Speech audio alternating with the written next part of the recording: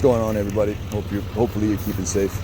So we're here at one of our larger properties, Kerr Industries in Oshawa. We are staying warm with our coffees.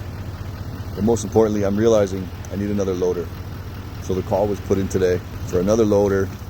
Let's get this going, and in the meantime, we're gonna be renting one to help out with these lots. Because this pile, way too big for my straight blade, my OG straight blade. So I was gonna buy another loader next year, but I think we'll do it this year. Fuck.